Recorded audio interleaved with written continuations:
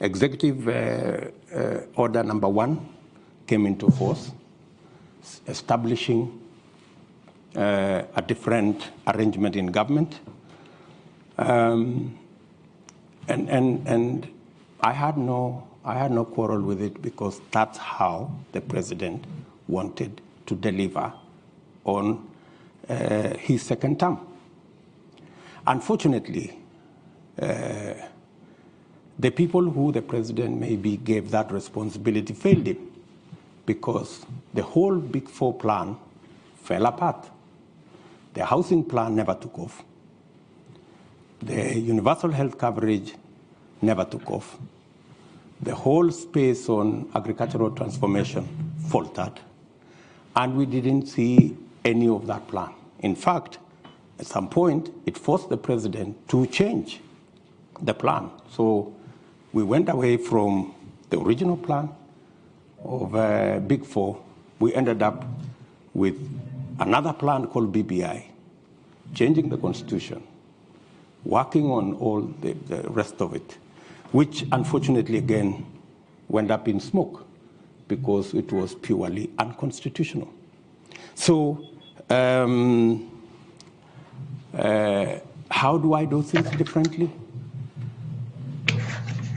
If we had done things the way we had done in our first term, making sure there are clear lines between the opposition and government, so that government can be held to account, so that the opposition can play its role, so that instead of the opposition being lackeys and being brokers and being the ones organizing cartels in government and participating in corruption, they should be providing oversight. You're correct. You know, Kenya is in a worse place today. There is no oversight. The fellows who are supposed to provide oversight in the opposition are the ones driving the scandals, from KEMSA to all these. They are the ones participating in the troubles. Coming to my grand lady here, yes, there are people who are skeptical about whether we will have free, fair elections, and especially peaceful elections. The point of elections being violent for the last 3 elections has largely been the refusal by participants of the election to accept the outcome of the election. That has been the point of departure. I can say with a lot of confidence that the last 2 elections did not have tribal anglings. We largely ran 2 formations, one in NASA, one in Jubilee, that largely represented the face of Kenya on both sides. The only challenge that came is when our competitors refused to accept the outcome of the election, organized demonstrations, swore themselves in, did all manner of things, and drove the country into violence.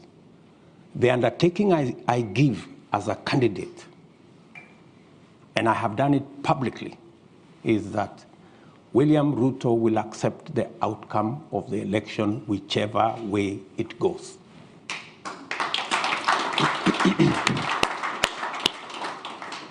And I want all the other candidates to make the same commitment. They have not made the same commitment.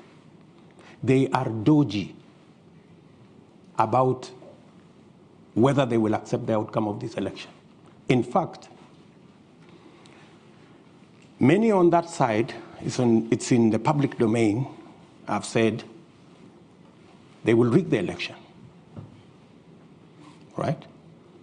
Many on that side have said to those who care, even if William Ruto wins this election, Uhuru Kenyatta will not hand over power to him. They've said that in public, right? So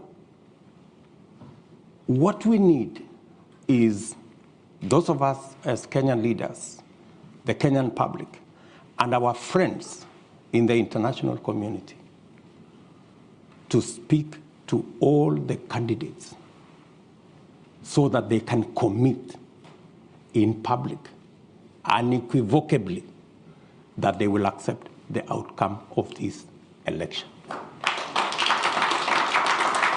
And I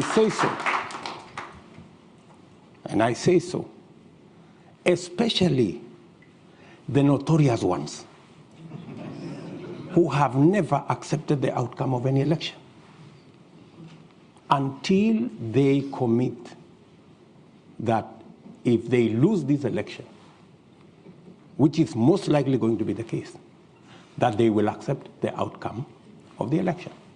That way, we can guarantee peace after the election by making sure that all the participants do what I have done publicly. The